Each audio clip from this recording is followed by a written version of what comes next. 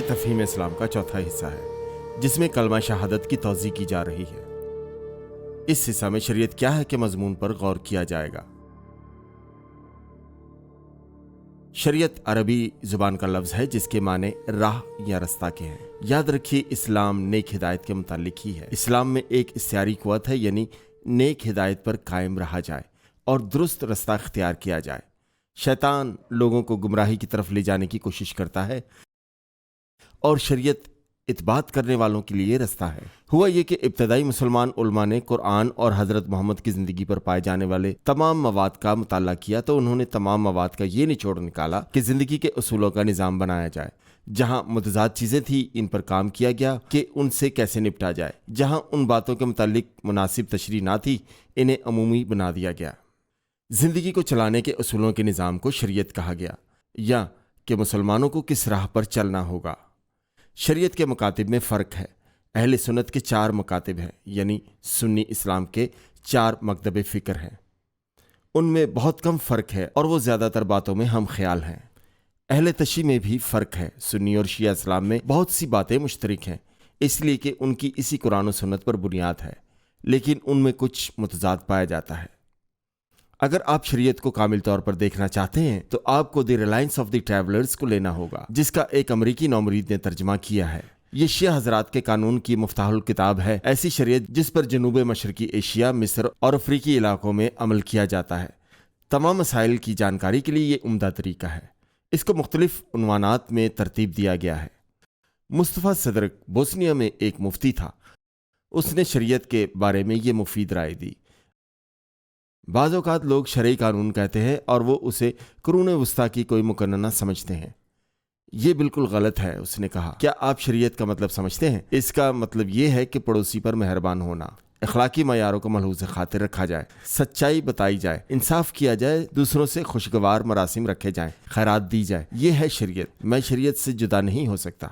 اگر مجھ سے شریعت کے لیے پوچھا جائے تو یہ ہے کہ آپ مسلمان کیوں ہیں؟ جو کچھ وہ کہہ رہے ہیں وہ شریعت کا حصہ ہے۔ روزانہ کی رسومات شریعت کا حصہ ہیں۔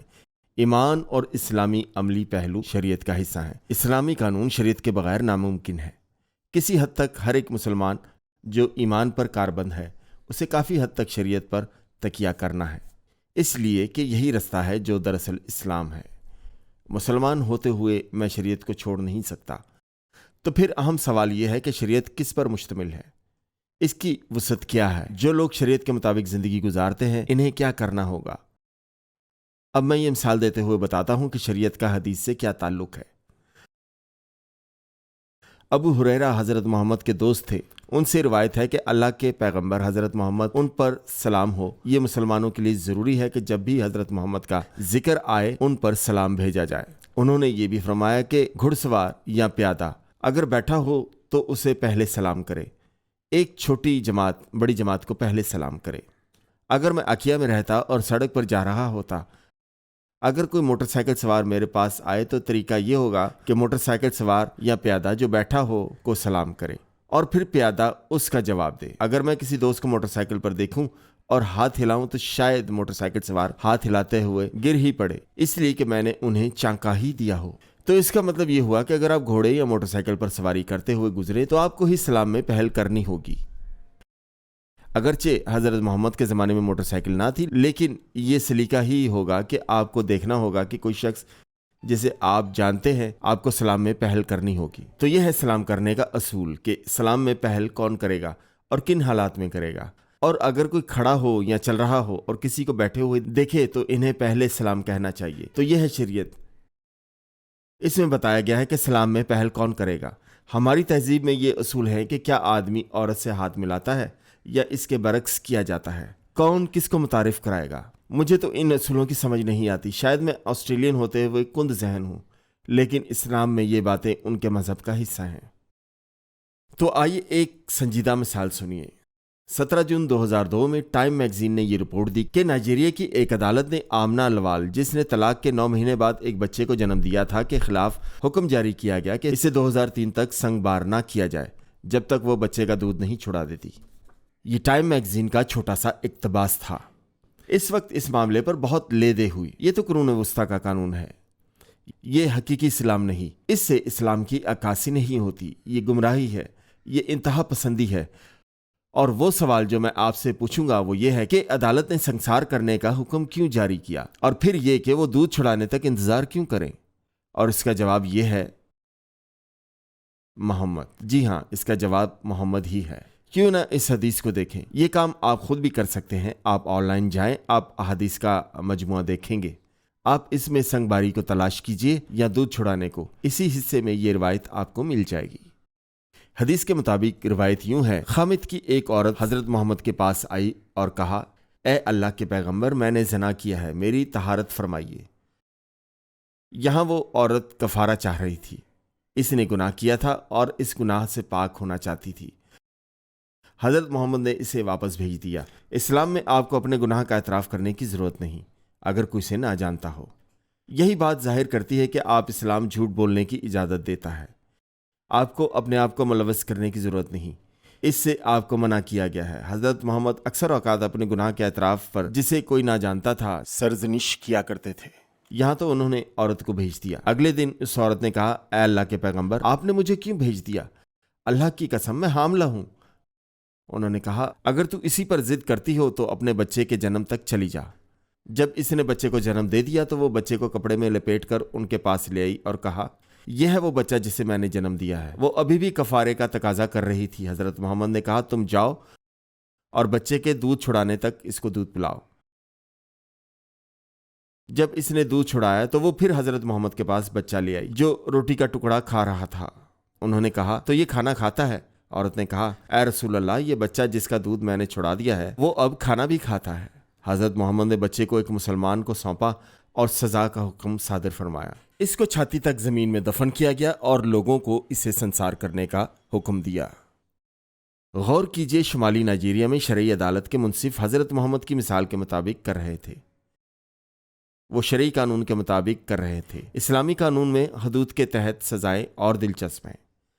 ہاتھوں کا کاٹنا، عورت کو سنسار کرنا، یہ کفارہ یا پاکیزگی حاصل کرنا ہے۔ تھوڑی دیر پہلے ایک مسلم امام کو یہ کہتے ہوئے سنا گیا کہ یہ قانون اس لیے عمدہ ہے کہ اسے مسلمانوں کی طہارت ہوتی ہے تاکہ وہ جنت میں اعلیٰ حالت میں جائیں۔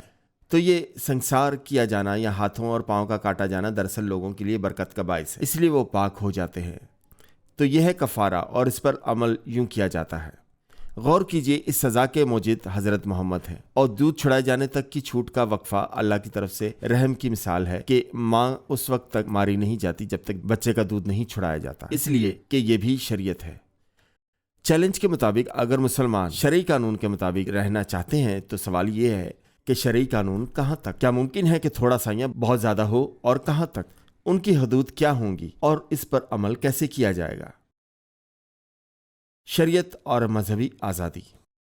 شرعی قانون کے لیے اسلامی معاشرہ چاہیے، کیونکہ وہ کون ہوگا جو زناکاروں کو پتھر مارے گا؟ کیا ریاست کو ایسا کرنا ہوگا یا آپ کے پڑوسی ایسا کریں گے؟ اگر وہ ایسا کریں گے یا اس کی اجازت دی جائے تو کیا حکومت ان کو سزا دے گی؟ ایک آدمی نے شکایت کی کہ مغربی معاشرے میں ایک باپ اپنے بیٹے کو مسلمان ہونے کے لیے مجبور نہیں کر سکتا، اور اگر وہ نماز نہ پڑھے تو اسے سزا نہیں دے سکتا۔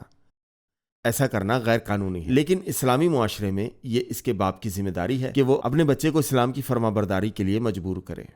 شرعی قانون غیر ایمانوں کے خلاف جنگ کے لیے کہتا ہے۔ یہ شریعت کا حصہ ہے کہ غیر مسلم کے خلاف لڑے، اس لیے جہاد بھی شریعہ کا جزو ہے۔